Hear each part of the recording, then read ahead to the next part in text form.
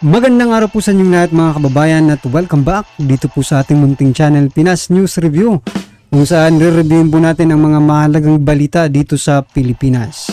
Mga simpleng komento sa mga issue dito sa Pinas. At eto nga mga kababayan, kapapasok lang, kinorner na Senator Jinggoy pahiya matapos binira si Morales.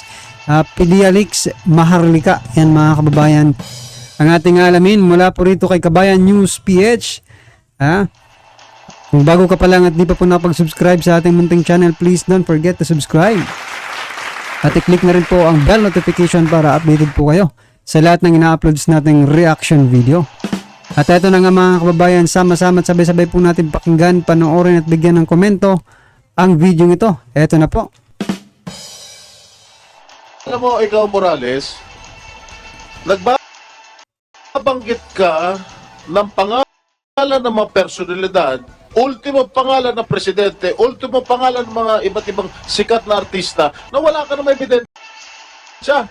Your Honor, sa dami ng mga nahawakan kong kaso sa PIDEA, hindi po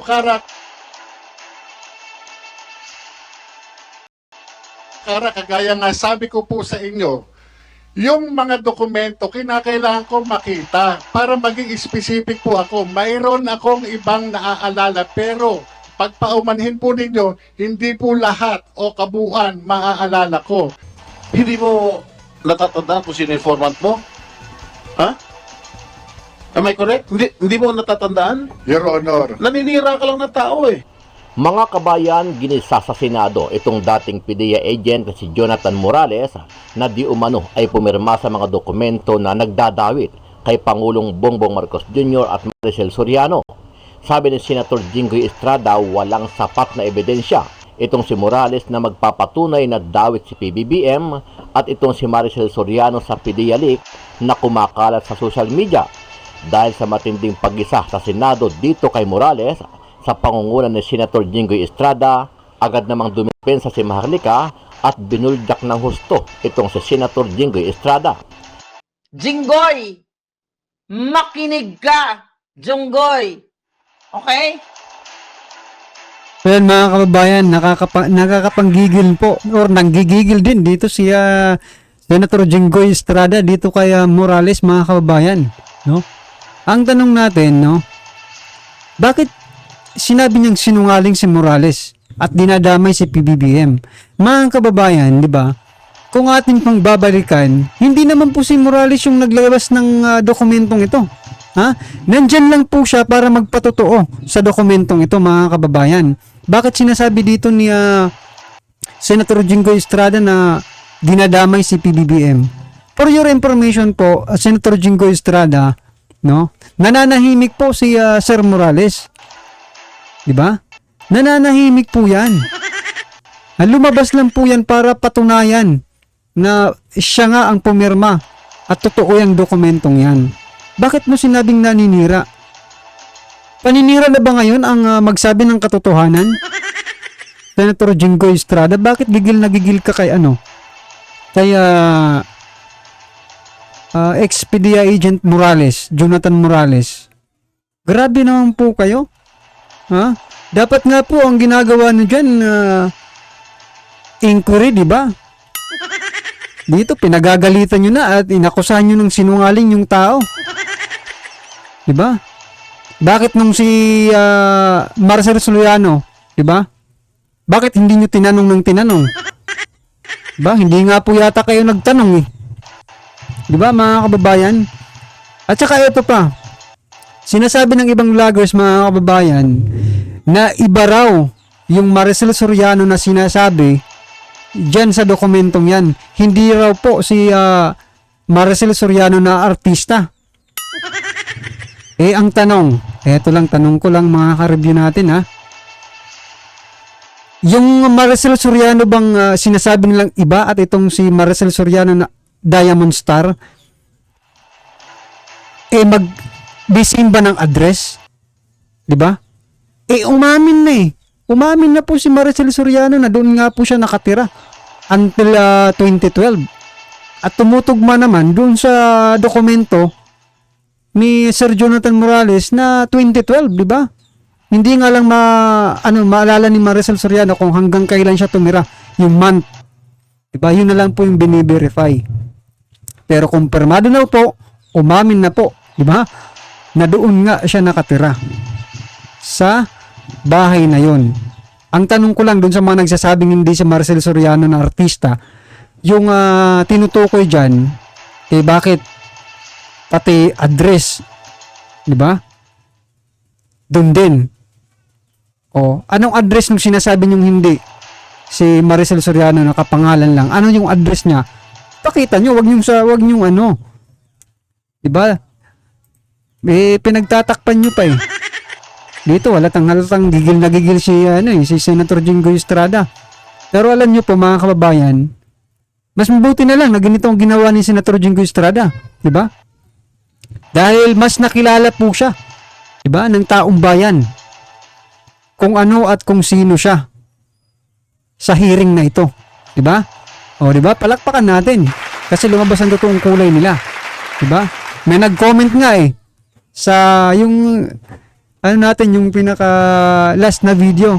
Sabi, buti pang araw yung buhaya, 'di ba? Nagpapahinga matapos kumain.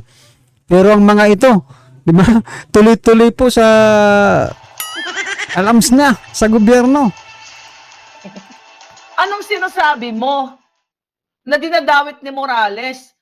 Sabi nagdadamay ka ng mga tao dito. Obviously, may pinagtatakpan ka. Wala siyang dinamay. Kung ginamit mo lang yung utak mo, yung utak mong kasinlaki ng tungaw, dapat nalaman mo na siya ay napasalang lang doon dahil in-expose ko ang pre-op at operation to operate. May cover yon. It just so happened na na-identify niya later on, di ba, na siya yung pumirma doon. So, hindi siya nagdamay na all of a sudden, dinamay niya si Marcos na bangag. Imagine mo, Jinggoy, 2012 yung pinag-uusapan nating papel, ikaw natutulog ka sa kangpungang dugyot.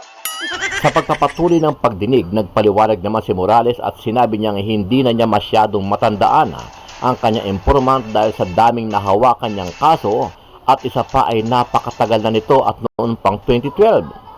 Your Honor, sa dami ng mga nahawakan kong kaso sa PIDEA, hindi po kara-kara, kagaya nga sabi ko po sa inyo, yung mga dokumento, kinakailangan ko makita para maging specific po ako. Mayroon akong ibang naaalala, pero pagpaumanhin po ninyo, hindi po lahat o kabuuan maaalala ko. Pero imposible na hindi ko po matandaan, Your Honor. Ito po yung, siya po ang nagsabi doon. Bigyan mo ako dokumento na Your Honor, nandun na po sa PIDEA. O, nasa- Doon po naiwan yun. Hindi naman po ako nag-uuwi. Sa ginawang pagdinig ay dumalo din itong si Maricel Soriano na una nang pinatawag ni Senator Bato de la Rosa. Paliwanag ni Soriano, nagulat siya at nadawit ang kanyang pangalan at sinabi niyang wala siyang alam tungkol sa mga dokumento. Alam niyo po, first time ko na po talaga na makatanggap ng imbitasyon na humarap sa Senado. Nakakakaba at nakakatakot. Una po, hindi ko alam yung tungkol sa mga dokumento. Nalaman ko na lang yan nung pinakita sa akin. Dahil hindi po ako nagbabasa ng mga ganyan. Wala po akong alam. Ano ang masasabi mo dito, kabayan? Sa ginawang pag-isa ng mga senador dito kay dating PIDEA agent na si Jonathan Morales, magiging patas kaya ang pagdinig o magiging pabor kaya ito kay Pangulong Bongbong Marcos Jr.? Sama-sama nating So yan mga kababayan, halatang halata naman po na hindi po ito magiging madali kay Sir Jonathan Morales, Kasi mga kababayan, halatang may kinakampihan na po yung mga member ng committee ito. 'Di ba? May kinakampihan na po. Paano natin masasabing may kinampihan? 'Di ba? Tinawag na ng sinungaling at nandadamay. 'Di ba? Di ba akusasyon yun mga karibyo natin? Inaakusahan mo na yung isang tao. Hindi pa naman tapos yung hearing. Bakit nasabi yun ni Senator Jinggoy?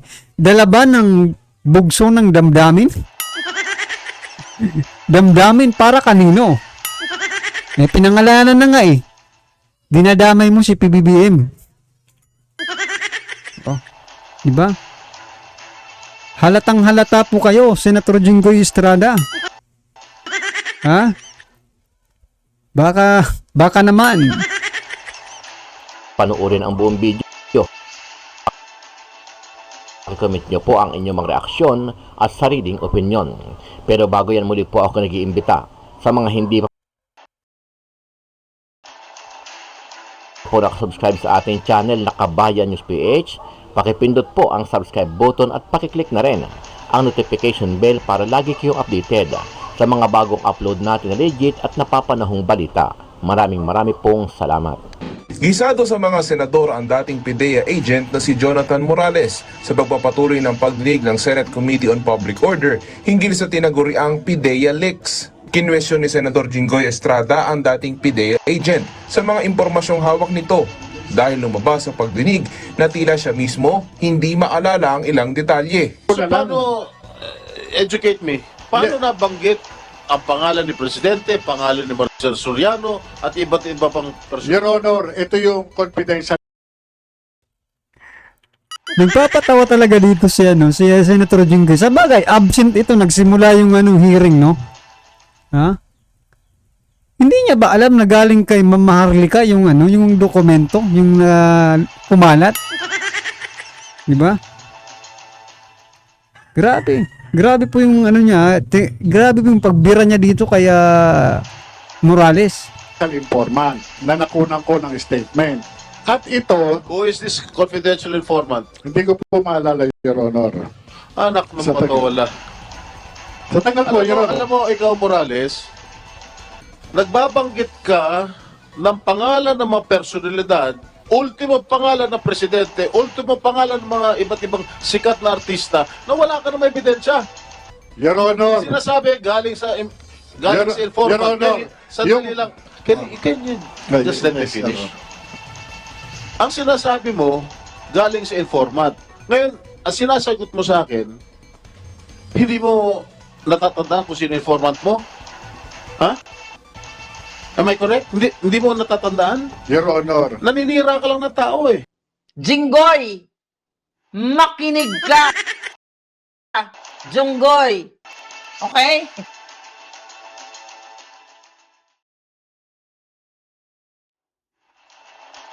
So yan mga kababayan, kitang-kita nyo naman kung paano manggigil itong Senator Jinggoy dito kay Expedia Agent Morales. May nag-comment nga mga kababayan, no? Kasi itong si Senator Jinggoy ay hinatulan na po ito, di ba? Doon sa kanyang kaso. Ay, nako. Mga karibin natin, iba. Yung naglilitis kaya parang lililitis na rin eh, di ba? Yung naglilitis dito kaya Expedia Agent Morales ay isa pong makasalanan. Sabihin na natin makasalanan kasi kasalanan naman talaga yung niya ginawa, di ba? Kaya pinatulan na siya, di ba? Oh. Sino ba ditong mas may credibility na dapat paniwalaan ng taong bayan? Si Senator Jinggoy ba? Na hinatulan na ng ano ba yung kinaso sa kanya? Ha? Panunuhol? Panunuhol ba yun? Diba? Sino ang mas maniniwalaan ng taong bayan? Si Senator Jinggoy o si Morales? Kayo na po, mga kababayan. Kasi nakakapanggigil din, no? Kahit hindi tayo nandun sa actual na pinangyayarihan ng hearing na ito, pero tumatagos mga kababayan yung pagduduro-duro ni Senator Jinggoy dito kaya ewan ko lang baka ako lang ang nakakaramdam. Ewan ko lang sa inyo. Kung pares tayo ng nararamdaman, edi congratulations sa atin. Anong sinasabi mo na dinadawit ni Morales? Sabi na nagdadamay ka ng mga tao dito. Obviously, may pinagtatakpan ka. Wala siyang dinamay. Kung ginamit mo lang yung utak mo, yung utak mo kasing laki ng tungaw, dapat nalaman mo na siya ay napasalang lang doon dahil in-expose ko ang pre-op at operation to operate. May cover yon. It just so happened na na-identify niya later on, di ba, na siya yung pumirma doon. So, hindi siya nagdamay na all basta din, dinamay niya si Marcos na bangag. Imagine mo, Jinggoy, 2012 yung pinag-uusapan natin papel, ikaw natutulog ka sa kangkungang dugyot. My God! Paano ka naging senador? Nagbumili ka rin ba ng boto sa Smartmatic? I'm just asking. Jutang ginemes nyo, lumalamon kayo sa pera ng bayan. You know, ang tatay mo convicted, ikaw convicted. The heck? Na mag-character assassinate ka? My gulay. Obviously, hindi ka man lang nagtanong tungkol sa pagkasangkot ni Marcos Jr. doon sa bangag-bangag niyang. Tama, mga kababayan, no? Wala namang tinatanong, di ba? Ang ano lang, character assassination, mga karabin natin. Kasi, di ba, hanggang ngayon, hindi pa rin nila tanggap yung credibility ni Expedia Agent Morales na magsalita. Hindi pa rin nila tanggap, mga kababayan. Siguro ko hanggang matapos itong hearing na ito, yan pa rin yung mga tatanong. 'Di ba? Yung kung sino ba talaga si Expedia Agent Morales sa PDEA, mga kababayan. So kaya nga po nang sabi ko kanina, 'di ba? Sinabi na rin ni Ma'am Maharlika na convicted nga itong si Senator Jinggoy, 'di ba? Walang hiya. Ang lalakas po ng loob ninyo magano ng credibility ni Expedia Agent Morales, samantalang yung credibility ninyo hindi nyo nakikita. Akala nyo ba hindi yun alam ng taong bayan? Diba? Eh tayo dito, nagbibigay lang naman tayo ng opinion, mga kababayan, base po sa nakikita natin, diba? At yun nga po, hindi ko nagustuhan yung tinuro-turo ng ganun, no? Sabay-sabing sinungaling si Expedia Agent Morales. Alam niyo bang nananahimik po yung tao? Nagulo lang ang buhay dahil dito sa dokumentong ito. No? Alangan naman kunin natin yung ibang tao na siya naman ang pumirma. Siya naman ang may gawa ng dokumento. Siguro kung nga ngayon nagsisi na itong si Morales ngayon eh. 'Di ba? Kasi tahimik na yung buhay niya, ginulo pa. Dahil diyan sa dokumentong 'yan. 'Di ba? Pero palakpakan po natin sa Expedia Agent Morales, mga kababayan. Dahil po sa kanyang tapang, di ba? Kung napanood niyo po yung ano ni Sir Jojo Connect TV, di ba? Yung mga past ni Morales. Tinalakay niya po doon kung sino ba talaga. Ano ba talagang prinsipyo ni Morales, mga kababayan? Ito lang tanong ko sa inyo. Sino bang may mas prinsipyo dito? Si Morales o si Senator Jinggoy Estrada?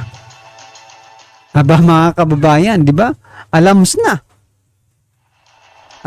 Kahit nakapikit ang sambayan ng Pilipino, kitang-kita na kung sino po ang may prinsipyo dito sa kanila. Diba? Ito po ay hindi paninira, mga karibyo natin. Base lang po ito sa nakikita at naririnig natin dito sa mga hearing na ito, no? Na hindi rin natin nagustuhan, di ba? Yung gaya ng sabi ko sa inyo kanina, no?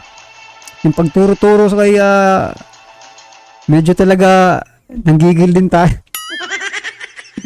Ay, nako, well anyway, Senator Jinggoy Estrada, sana magtagumpay kayo, di ba?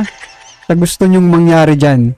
Kung talagang investigasyon ang gusto nyo, tanungin nyo. Diba? Yung magkabilang panig, wag lang yung side ni Morales. Inimbitahan nyo nga si Maricel Soriano. Pinaalis nyo rin naman.